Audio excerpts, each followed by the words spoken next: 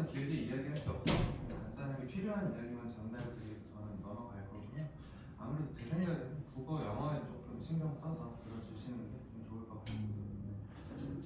저는 간단하게 목차 먼저 말씀드릴 거고 시험 경향 분석 어떻게 나오는지 아셔야 될 것 같고 등급대별 학습 전략 1, 2, 3, 4, 5등급인 건 다들 아실 거라고 생각을 하고 3, 4, 5등급을 위한 전략을 제안 드리는 건 좀 의미가 없을 것 같아요. 그래서 1, 2등급은 간단히 살펴보고 제가 어떻게 수업 준비하고 있는지 간단하게 말씀드리고 저는 넘어가도록 하겠습니다. 네, 이제 올해 올라가는 학생들이 2010년생이잖아요. 2009년생 학생들이 어떻게 보면 작년에 최대 화두가 이 교육과정으로 개정된 첫 세대였거든요. 근데 속된 말로 첫 세대는 항상 실험 대상이다 이런 이야기들이 많아요. 왜냐하면 학교 선생님들 입장에서도 어떻게 변별을 해야 될지 문제를 어떻게 내야 되고 어느 단원에 힘을 줘야 될지 아직 감을 못 잡은 상태거든요. 등급 차이가 있겠나 싶은데 실제로 큰 차이가 있어서 그런 상황입니다. 아무래도 작년 같은 경우는 실험적인 성격이 좀 강했고요. 1년에 총 4번의 시험을 보잖아요. 1학기 중간 기말, 2학기 중간 기말. 그 4번의 그러니까 시험이 어떻게 보면 실험적이었는데 그래서 일관된 경향성이랄 게 지금 좀 많이 없는 상황이다라고 봐주시면 될 것 같고 올해 그럼 예비 고1 학생들 어떻게 될까 좀 이런 이야기들 해볼 거고요.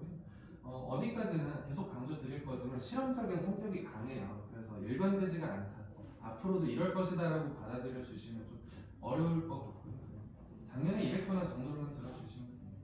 작년 이제 1학기 중간고사 기준으로는 객관식 19문제, 서술형 2문제가 출제가 되었는데 원래 송도고 같은 경우에는 서술형 문제를 되게 많이 내는 학교였었거든요. 그래서 시험 접근 전략 자체가 객관식을 최대한 타이트하게 빠르게 밀도 있게 풀어내고 서술형이 어떻게 한 문장이라도 더 쓸 수 있는 시간을 확보하자 이런 게 좀 고득점을 위한 전략이었다면 작년 중간고사 같은 경우는 이제 5등급제로 바뀌면서 변별을 하기 위한 힘을 좀 빼야 되기 때문에 서술형 문제를 좀 줄여봤었고요.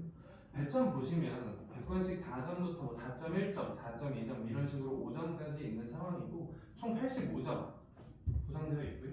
그 다음에 서술형 두 문제가 7점짜리 하나, 8점짜리 하나였고 7점짜리는 풀이의 엄밀성 보면서 부분 점수 주고 있었고 8점짜리는 새끼형 문제라고 해서 1번 21-1, 21-2 이런 식으로 부분 점수를 매겼었던 시험지였고요. 등급컷 한번 보겠습니다. 1등급 같은 경우는 이제 5등급제 기준으로는 80점 중후반을 넘겨야 1등급이었다. 그리고 2등급 같은 경우는 70점 초반이었다. 근데 이게 제가 앞서서 말씀드렸듯이 경향성이라는 게 되게 없었잖아요. 그래서 1학기 중간고사 같은 경우는 이렇게 컷이 형성이 되어 있었는데 2학기, 1학기 기말고사 계속 넓히기가 심해요. 80점 후반이었던 되게 후반이었던 적도 있고 초반이었던 적도 있고 70점 후반 그리고 2등급 컷도 70점 초반이었던 게 60점, 50점으로 내려갔던 것도 있었고요. 그러니까 아직 넓히기가 좀 강한 경향이 있었는데 이제 1년 정도, 4번 정도 학교 선생님들도 출제를 하시면서 어느 정도 감을 잡은 상태거든요. 그래서 이제 경향이라는 게 좀 어떻게 되느냐라고 했을 때 교과서 문제 아무래도 안 낼 수는 없는 상황이고 모의고사 변형 문제를 내세요. 그리고 자체제작 문항도 학교에서 출제를 하고 있는 상황이다라고 보시면 되는데 자체제작 문항의 비중은 되게 적지만 좀 1등급을 가르는 문제가 되지 않을까 올해도 그렇게 좀 예상을 해주시면 될 것 같고 모의고사 변형 같은 경우에는 타 학교들이랑 다르게 학교에서 뭔가 학습지로 이 정도 모의고사 문제들을 우리가 준비해서 줄 테니까 너가 잘 정리해봐 학습해봐 다른 학교들은 그렇게 진행을 하는데 송도는 그렇게 진행을 하지가 않아요. 그러니까 이게 1장 1단이 있는데 장점은 뭐냐면 실제 순수 실력 깡으로 이제 점수를 좀 평가받아야 되는 상황이죠. 모의고사 변형 문제를 대응하려면. 근데 이제 단점은 뭐냐면 이제 대비를 하는 데 있어서 분량이 정해지지 않았기 때문에 되게 많은 양의 모의고사 훈련들을 하시면서 제 생각에는 준비되는 문제를 풀겠다보다는 낯선 문제를 어떻게 풀까에 집중을 하시는 게 좀 중요한 상황이다라고 말씀드리고요. 그리고 교과서 문제를 한입을 좀 등한시 하시는데 교과서에서도 상당히 수준 높은 문제들을 섞어서 내고 있거든요. 그래서 교과서 특히 날개 문제라고 하죠. 아니면 쉬어가는 코너, 단원과 단원 사이에 있는 생각해보기 이런 문제들도 많이 나오고 있기 때문에 교과서 어느 하나 버릴 게 없는 상황이다라고 말씀드리겠습니다. 근데 등급대별 학습 플랜으로 넘어가서 2등급 기본 개념 선행 당연히 하셔야 돼요. 이번 방학 안에 공통수학 원 정도는 마무리가 되어 있어야 되고요, 최소한. 그 다음에 개념별 필수 유형을 정리해야 된다. 유형서는 제가 센 마플 등을 좀 적어놨는데 본인 수준에 맞는 거 고르셔서 대단원마다, 중단원마다, 소단원마다 목표자 하는 바가 분명히 명확히 있거든요. 그런 것들 이해하는 거 좀 필요할 것 같고, 아무래도 모의고사 변형 문제가 범위가 제한되어 있지 않기 때문에 정말 준비가 되어 있어야 돼. 낯선 문제를 어떻게 뚫을까, 뭐 그런 것들을 준비하기 위해서 모의고사 유형 훈련을 좀 해보시는 게 좋을 것 같아요. 쉬운 문제, 쉬운 3점짜리 이런 거 말고 어려운 3점이나 쉬운 4점짜리 정도를 욕심내보시면서 해석도 해보시고 뭐 분해도 해보고 하는 과정이 좀 필요할 것 같고요. 많이들 좀 오해를 하시는 것 같은데, 수학을 잘한다는 게 낯선 문제를 푸는 능력도 당연히 중요한 게 맞지만 익숙한 문제, 아는 문제를 정확하게 풀 줄 아는 게 훨씬 더 중요한 상황이에요. 그 2등급을 최소한 확보를 하기 위해서 필요한 점수대를 받는 데는요, 낯선 문제를 푸는 것보다 익숙한 문제를 정확하게 푸시기만 해도 2등급 받는 데는 무리가 없으세요. 네, 그러니까 제가 뭐 힘을 주자라고 한다면 뭐 익숙한 문제 정확하게 풀 줄 아는 능력이 더 중요할 것 같다. 뭐 낯선 문제 해결 능력이 안 중요하다는 건 아니고, 1등급이 목표시라면 이제 기본 개념을 응용하는 능력도 필요하거든요. 뭐 예를 들어서 유형서 다양하게들 풀고 계실 텐데, 쌤 같은 경우 상문제 아니면 뭐 마플에서도 이제 난이도나 정답률 같은 것들이 다 기재가 되어 있는데, 거기서 아 이거 누가 봐도 어려운 문제다 싶은 것들을 어렵더라도 해설을 보면서라도 좀 이해를 해보려고 노력하는 마음가짐이 필요할 것 같고요. 저는 이거를 뭐 수학적 독해 능력이라고 하는데, 특정 조건을 봤을 때 어떤 반응을 해야 되는지 이런 것들이 연습이 잘 되어 있어야 돼요. 약속이 잘 되어 있어야 되고, 뭐 가장 간단한 예시를 말씀드리자면 뭐 공부하신 분들은 아시겠지만 접한다라는 표현 봤을 때 뭐 판별식 D가 0이다 이런 것들이 최대한 기계적으로 반응을 할 수 있는 훈련을 좀 해야 되고, 뭐 예를 들어서 독해 능력이라는 게 뭐 최대 최소라는 표현을 봤을 때 이번 중간고사에서는 2차 함수의 최대 최소, 즉 내가 구해야 되는 대상을 2차식으로 풀어봐야겠다, 뭐 이런 접근을 하는 것들도 필요할 것 같다라고 말씀드리고요. 2등급에서 제가 강조했던 게 정확하게 풀기였잖아요. 1등급도 당연히 정확하게 풀기 중요하지만 제 생각에는 낯선 문제들 그리고 1등급을 가를 만한 그 자체 제작 문항들을 해결하기 위해서는 상당히 호흡이 길거든요. 해설이 되게 긴 문항들이 출제가 될 건데, 어렵더라도 최대한 한 문제를 오래 고민해보는 습관 가져보셨으면 좋겠습니다. 일반고 내신 대비를 하기 위해서 어떤 것들이 필요할까 다들 고민이 많으신 것 같은데, 제가 생각할 때는 저 세 가지가 삼박자가 잘 맞으면 목표하시는 등급 받으시는 데는 크게 문제가 없을 것 같아요. 개념의 체화라고 하죠. 그러니까 개념의 체화를 그 정도를 좀 다들 오해하시는 것 같아요. 제가 맨 앞으로 넘어가서 제 핸드폰 번호가 84264411이거든요. 그 핸드폰 다이얼 떠올려보시면 8426이 다이아몬드 그리면 되거든요. 다이아몬드.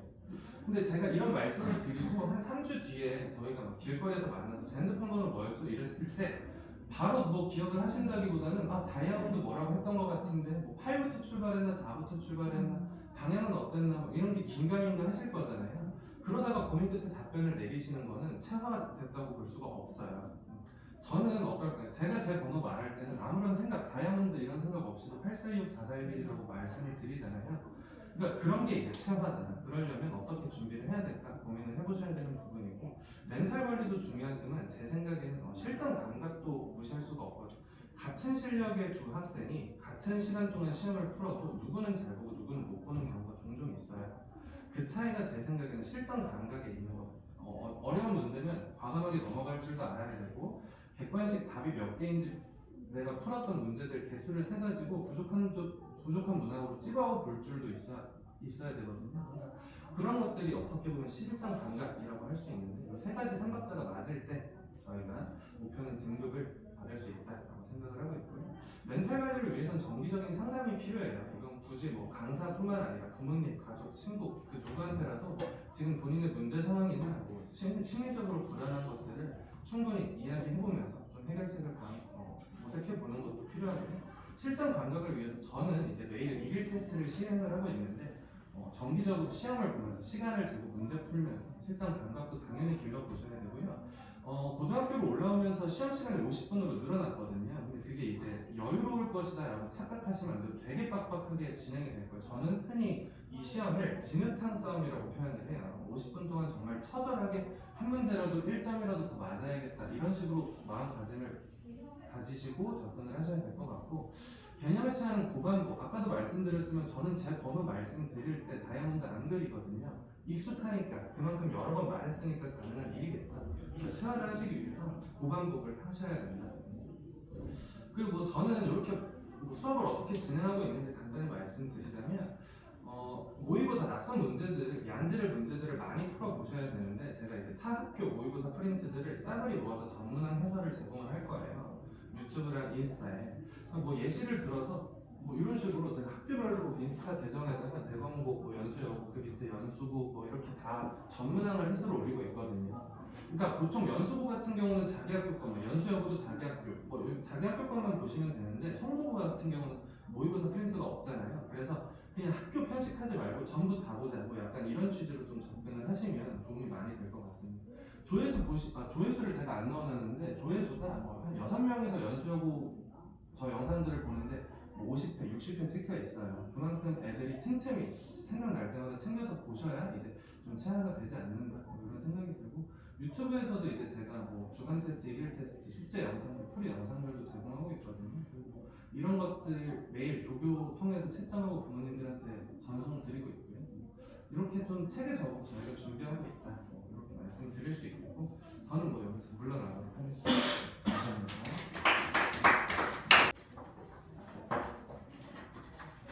안녕하세요. 저는 이번 성도고 설명드릴 국어강사 길민주라고 합니다.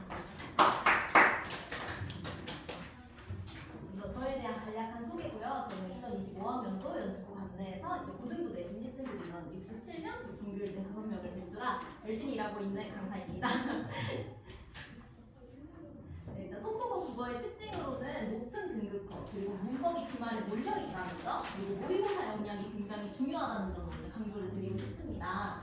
일단 등급컷이 의외로 굉장히 높은데요. 작년 이제 국어 학교별 등급컷입니다. 다른 학교들은 80점대, 그리고 뭐 90점대 뭐 초반 이렇게 형성이 되는데, 송도고 같은 경우에는 95.1, 94, 90 이런 식으로 다른 학교에 비해서 단연 높은 등급컷을 가지고 있습니다. 우리가 일반적으로 생각하기에는 등급컷이 높으면 시험이 쉽나 보다라고 생각이 드는데 전혀 그렇게 생각이 안 드시죠, 그죠? 왜냐면 이제 등급컷 떨어지고 가는 친구들이 워낙 많은 학교다 보니까 그 친구들이 너무 안 틀려주는 거예요. 이제 저희를 위한 빈자리를 안 만들어주고 그 친구들이 너무 견고하게 이제 1등급을 차지하고 있다 보니까, 그렇고 또 2등급 컷은 또 굉장히 낮아요. 네, 이런 식으로 1등급 아이들이 굉장히 좀 촘촘하게 이제 있는 그런 학교다라는 걸 말씀드리고 싶습니다.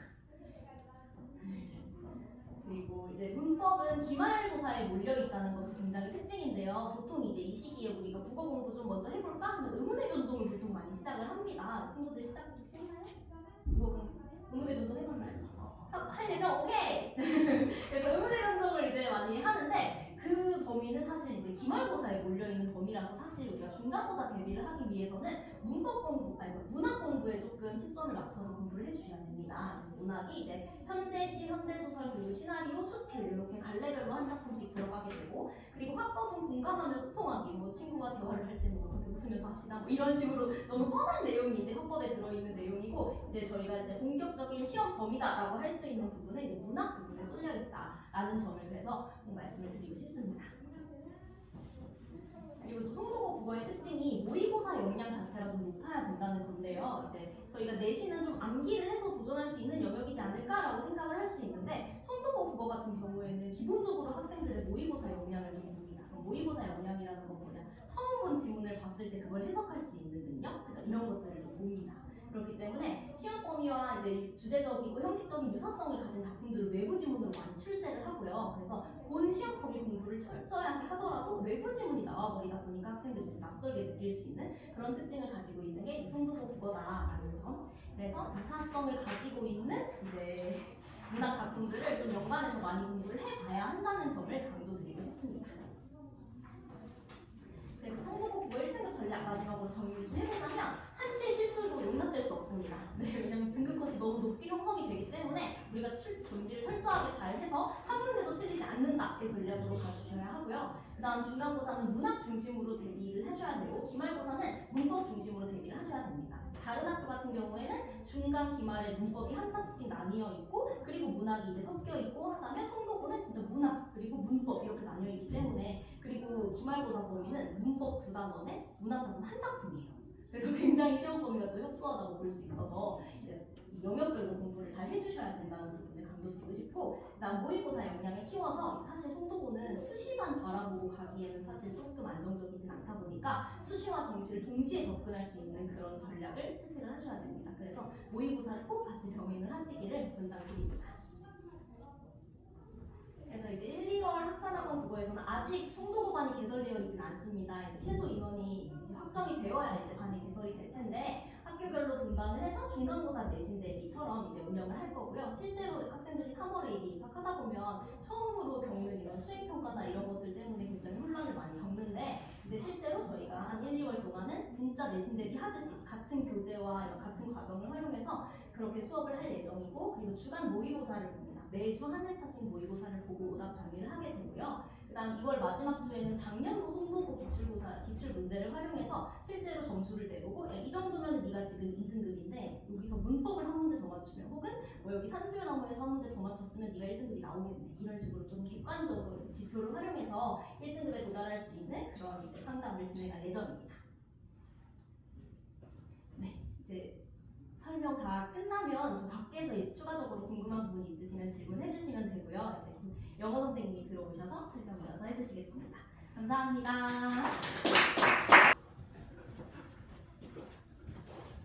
안녕하세요. 저는 학산학원에서 고등부 영어 팀장을 맡고 있는 최창영이라고 합니다.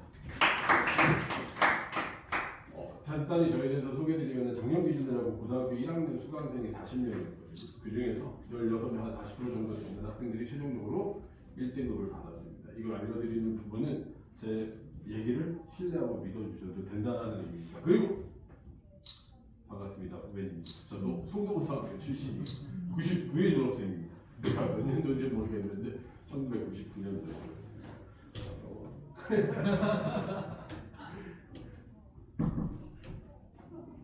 반가운데 얘는 반갑지가 않거든요.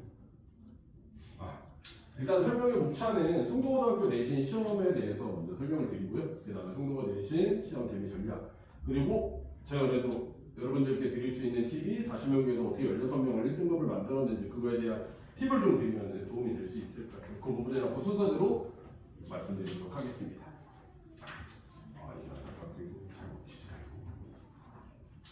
자, 일단 송도고등학교 1학년 내신 시험 범위는 이렇게 두 가지로 나눠진다고 생각하시면 돼요. 부교재, 그 다음에 모의고사 한 회분. 근데 정확하게 얘기하면 부교재에서 30지문이 출제가 되고요. 그 다음에 모의고사에서 6지문이 출제가 됩니다. 그러니까 36지문이 총 시험 범위인데 그 중에서 30지문에서 33지문이 나오니까 사실상 3개 정도 빠지고서는 다 시험 문제 나오는 거예요. 어떻게 들리세요? 이게 충분히 긍정적인 거거든요. 왜 시험 범위가 적다는 거는 그만큼 뭘 할 수 있다는 얘기예요. 반복을 할 수 있다는 얘기입니다. 근데 제가 여기다 물음표 달아놨죠. 과연 이게 희소식일까? 중위권 또는 중하위권 학생들한테 나 이렇게 시험 범위가 적으면은 계속해서 반복해하고 암기하면 시험 잘 볼 수 있는 거 아니야? 일단은 퀘스천 마크 하나 달아놓겠습니다. 그 이유는 뒤에서 설명드리도록 할게요. 그러면 상위권 학생들에게는 어떨까요? 이거는 더 퀘스천 마크입니다. 왜 그러는지를 이제 본격적으로 설명드리도록 하겠습니다. 이유는 여기서 나오는데요. 송도고등학교 학생들의 분포 특징을 보면 명확해요. 첫 번째, 일지망, 느립니다. 보통 웅릉동 사는 친구들이 저 집에서 가까우니까 가겠습니다. 축하드립니다. 가겠습니다. 그럼 웅릉동에서 그냥 가까우니까 갑니다. 그래서 저도 솔직히 송도고등학교를 일지망으로 쓴다 그러면 가끔 말려요. 왜냐면 학교가 가까운 대신에 대학이 멀어지는 경우가 많이 생기다 보니까 그래도 또 용기 있는 자들이 도전합니다. 그럼 두 번째가 핵심인데, 이 지방에서 들어오는 애들이 어떤 아이들이냐, 특목고를 탈락하는 학생들이 대거로 들어와요. 왜냐면은 특목고도 1지방에다 넣어야 되거든요. 이 친구들이 만약에 1지방이 미달이 안 나는 학교를 2지방에다 쓰면 이 친구들이 2지방을 포기한다는 얘기다 보니까 미달이 확실하게 날 학교를 찍는데 대공고도 아니고 연수고도 아니고 그게 송도고입니다. 그러다 보니까 상위권 학생들이 확 올라가요.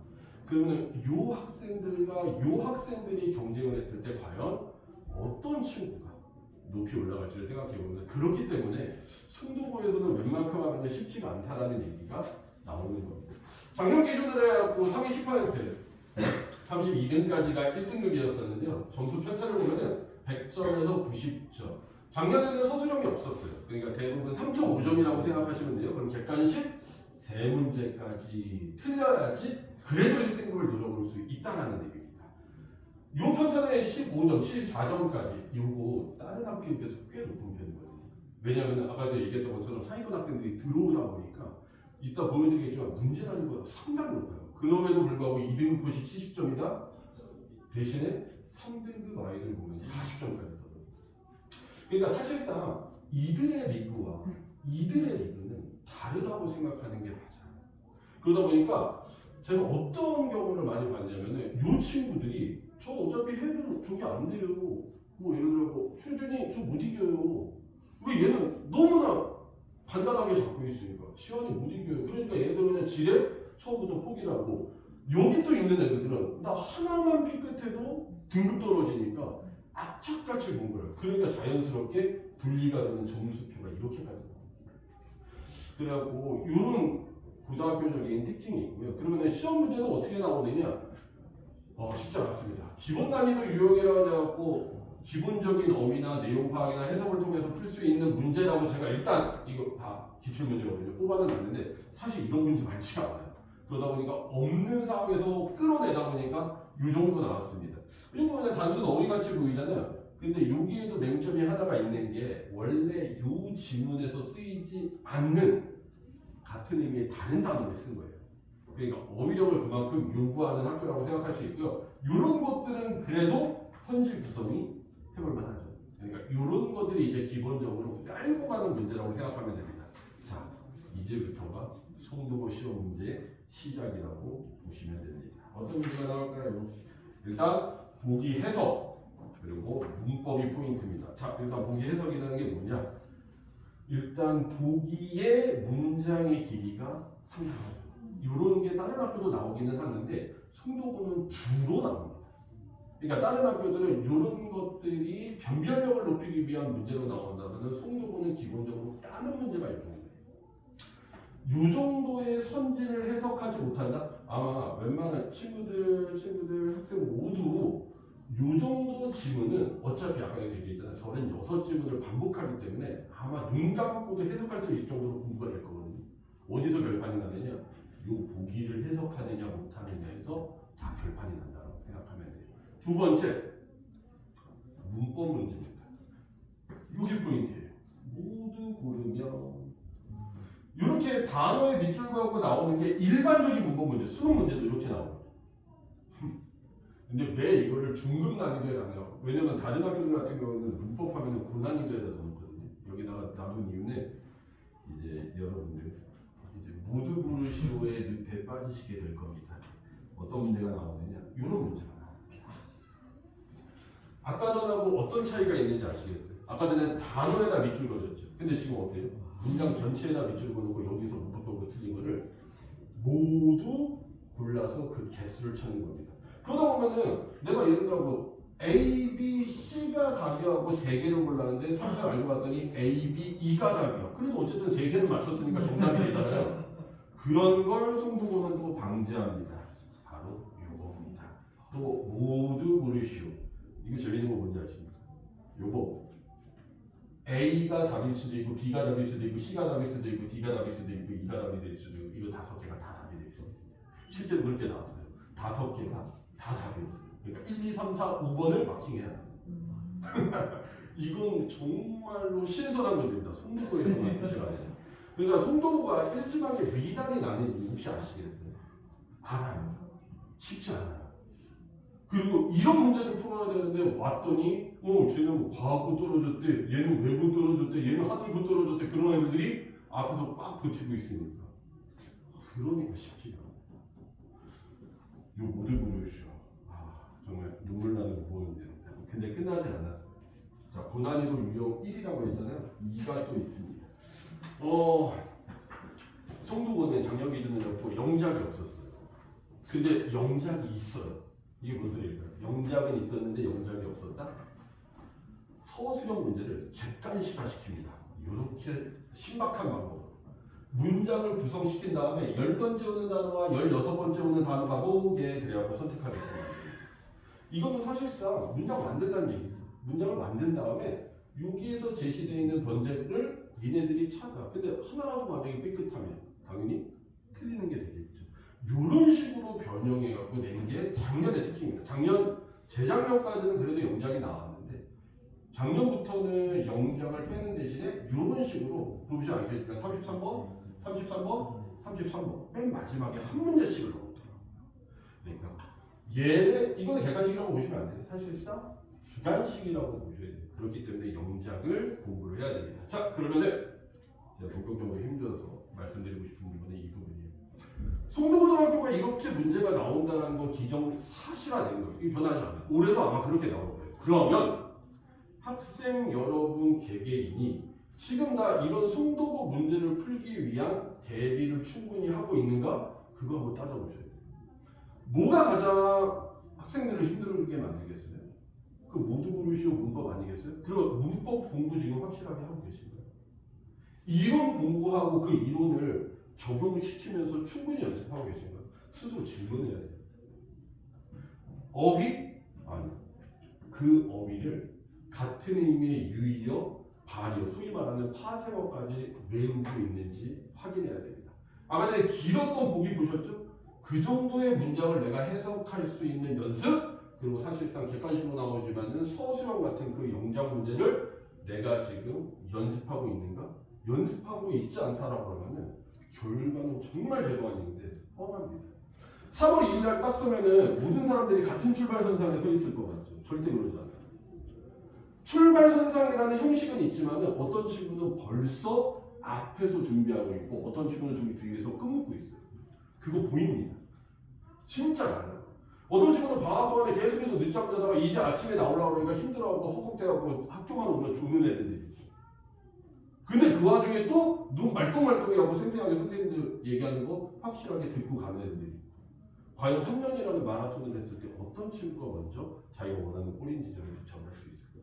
그 연습이 지금부터 돼야 된다는 거예요. 3월 1일부터 할래요? 절대 안 돼요. 제가 학생들에 대해서 가장 믿지 않는 말이 있어요. 저 내일부터 열심히 할게요. 정말 불합니다. 절대 안 합니다. 할 사람들은 지금 당장부터 합니다. 해주지? 예. 그렇죠. 그렇기 때문에 이거에 대해서 자기 스스로 셀프 질문을 해보셔야 됩니다. 저랑 같이 수업하고 있는 친구 여기 2명이 있는데 이 친구들하고 실제 저희가 어떤 식으로 공부하고 있는지를 보여주는데 이건 다른 친구들 같은 경우에도 한번 스스로 접목을 시켜보라는 얘기예요. 자, 첫 번째 뭐가 중요할까요? 어휘입니다. 근데 봐보세요. 유의어, 반의어가 포함된 상태의 언어. 그리고 여기서 핵심은 뭐냐? 1회독, 2회독, 3회독이라는 겁니다. 한번 생각해요. 오늘 내가 어떠한 단어를 외웠어. 그리고 단어 시험을 봤어. 통과를 했어. 과연 그 단어를 언제 또 볼까요? 그 페이지 시험 범위에 잡히는 그 언젠가 보게 되겠죠. 그러면 한두 달의 텀이 그냥 지나갑니다. 그러면은 기껏 외웠던 단어들이 머릿속에서 그냥 삭제가 돼. 그럴 수밖에 없어요. 그래서 저는 그거를 아이들한테 방지하려고 야 지연아 너 단어 좀 반복해. 효준아 단어 좀 반복해. 안 합니다. 그래서 저는 아예 프로그램화 시켰어요. 그래? 니네들이 안 해? 그럼 내가 시킬게. 어떻게 시킬게? 오늘 만약에 1회독 34번 페이지 시험 보잖아. 일주일 후에 또 본다. 그럼 얘네들은 자의반 타의반 또 봐야 되죠. 그럼 머릿속에 한 번 더 상기가 됩니다. 여기 나와 있잖아요. 근데 이때 되면 이제 3회독 찾고 34번을 외우겠죠. 그런 식으로 강제로 아이들한테 회독을 반복시키게 합니다. 그러니까 친구분들도 학생 여러분들도 선생님이랑 수업을 하지 않더라도 자기 스스로라도 그렇게 셀프 복습을 하는 그런 모습을 반드시 기대해야 됩니다. 그 다음 두 번째 문법의 지옥 대비해야 됩니다. 그리고 저는 데일리라고 해갖고 매일 테스트를 해요. 매일 하루도 안 빼고. 그 문제의 핵심은 뭐냐? 일단 기본적인 밑줄 어법의 문법을 니네들이 적용할 수 있어 이런 거 배웠는데 두 번째 우리 송도가 문제 어떻게 나왔어요? 문장 전체 밑줄이었죠. 그러니까 저도 아예 그냥 안 주는 거예요. 네가 여기서 그럼 문법적으로 틀린 거 한번 골라봐. 이 정도 고를 수 있으면 송도도 더 버틸 수 있어. 제가 제시하는 가이드라인. 그리고 이 학생들이 송도가 됐다라는 걸 딱 소식 알자마자 바로 문제 바꿨어요. 그렇죠? 그 전까지는 밑줄어법이었는데 안 돼. 이거보다는 더 확실하게 대비해줘야 돼. 그래갖고 문장 전체에 밑줄 그는 형태의 문제를 냈습니다. 물론 지금은 힘들어하죠. 근데 지금 힘들어도 돼요. 지금 시행착오 볼 거예요. 그 시행착오를 양분 삼아서 실제 시험에서 맞추면 되는 거예요. A, B, C가 답인데 내가 A, B는 알았는데 C를 못 보려고 한 문자가 틀리다 너무 아깝잖아요. 그거에 대한 대비를 타이트하게 하는 겁니다. 그 다음에 마지막으로 객관식으로 포장된 서술형 영장 문제를 이런 식으로 준비를 시킵니다. 첫 번째, 단어를 내가 다 줄 테니까 이 단어를 배열해서 한번 만들어봐. 두 번째, 내가 몇 개 단어는 뺐어. 대신에 이런 문법을 활용해서 이 문장 만들어봐. 세 번째, 더 뺐어. 역시나 이 문법을 이용해서 영작해. 그러면 이 문장이어서 영작을 하는 게 아니라 이렇게 학생들을 연습을 시키다 보면은 이런 구조의 문장을 체득을 하더라고요. 그리고 자기도 모르는 사이에 이런 식의 문장 구조가 나오면 자기도 능동적으로 문제를 풀기 시작합니다. 그게 바로 연습이 돼야 되고 지금 시행착오를 겪으면서 완벽을 향해서 가야 되는 길인 겁니다. 실제로 학생들하고 이렇게 수업할 거예요. 지문 독해를 이렇게 시험법에 들어가는 지문 독해를 수업을 합니다. 그러면은 저는 반드시 학생들한테 명시적으로 이 지문에서 주제문이 뭔지를 형광펜으로 포인트를 잡아줍니다. 그러면 이 학생이 이 지문을 보면은 몇 번 문장의 주제문, 아, 이 글은 뭐에 대한 얘기구나를 직관적으로 판단할 수 있도록. 두 번째, 파란색 형광펜을 통해서 문법 포인트를 잡아줍니다. 이 문법만큼은 너희들이 반드시 알아야 돼. 별의별 문법이 나오는 게 아니라 주요 문법에서 계속 반복적으로 나오거든. 수능이 요구하는 형태의 문법, 그거에 대해서 포인트를 잡아주고. 세 번째, 야, 지문 해석 기본이잖아. 그럼 내가 지문에 나와 있는 단어는 정리해 줄 테니까 외우는 건 너희들이 알아. 요거 테스트를 아까 전에 봤던 그 어휘 테스트랑 같이 시험 들기 기간에 병행하고. 마지막으로 이게 핵심인데 이런 거 변형돼서 나올 수 있거든요. 그럼 뭐 누가 알려줘야겠어? 제가 해야 되는데 그래서 아이들한테 동의로나 반의로 이런 식으로 정리를 해줍니다. 자, 정리가 끝났어요. 효준이, 지안이 정리 다 했어. 가서 공부해. 효준이 공부해? 아, 네. 그래서 강제로 공부를 시킵니다. 매 시간 데일리 테스트를 진행합니다. 아까 전에 제가 문법 포인트를 잡았던 거 있죠? 다 문법 문제로 만들어 놨고요. 아까 전에 동의어, 반의어 다 문제로 만들어 놨고요. 그 다음에 주제문 명시적으로 얘가 찾아서 답을 찾을 수 있는지, 내용 일치 찾을 수 있는지 테스트를 진행합니다. 아까 전에 얘기했지만 저는 학생들을 믿지 않습니다. 하지만 저의 테스트들을 믿고. 두 번째, 읽으시겠습니까? 아니죠.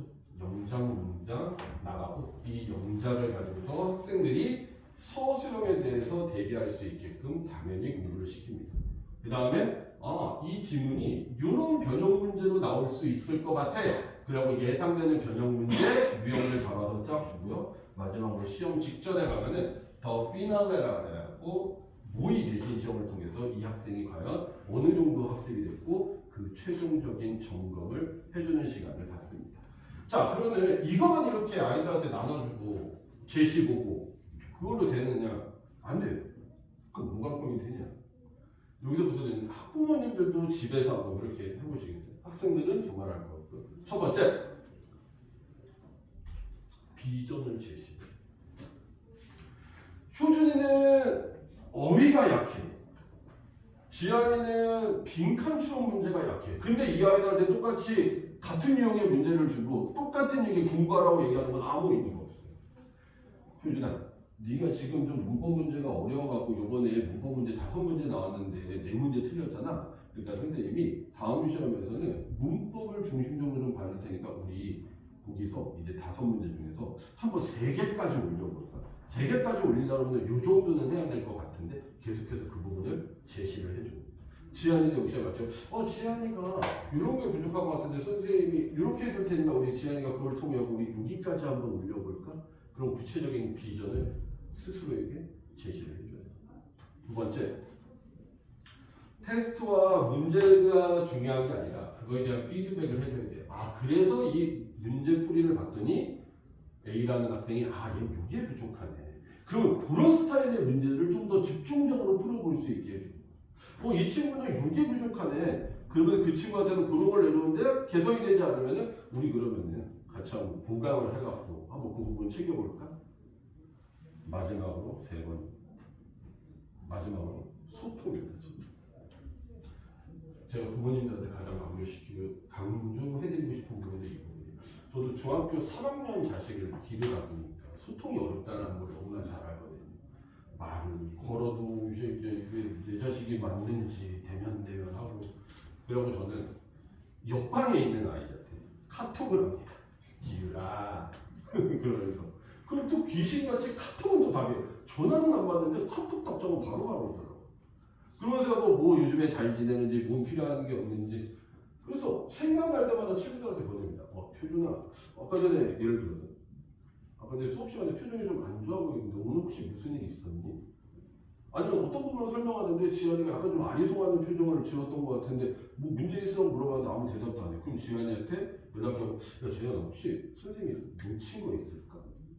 이런 식으로 하고 계속 하고 이 친구들의 니즈를 파악하고 그 니즈를 맞춰줌으로써 이 학생을 일방적으로 가리키는 선생 입장이 아니라 서포트해주는 서포터의 입장을 합니다. 그래야지 장기적으로 원하는 결과가 나올 수가 있어요. 이거는 모든 친구분들이 다 적용을 했으면 하고 특히 학부모님들도 적용해봤으면 하는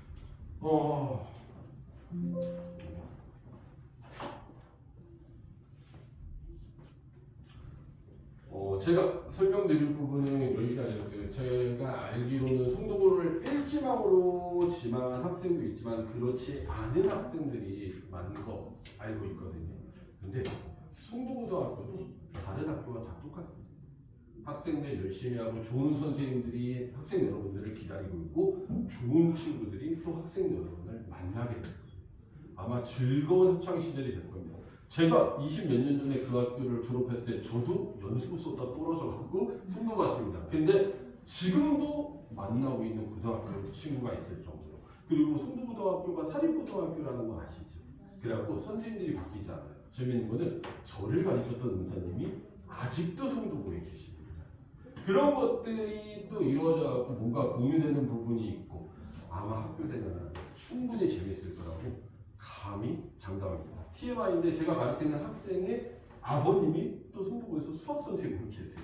아마 나중에 만나게 될지도 모르는데 일단 재밌는 얘기 아주 무궁무진할 재밌는 고등학교 시절이 여러분들을 기다리고 있습니다. 3년 동안 좋은 결과 얻으셔서 원하는 목표에 최종적으로 도달하시기를 진심으로 기원합니다. 감사합니다.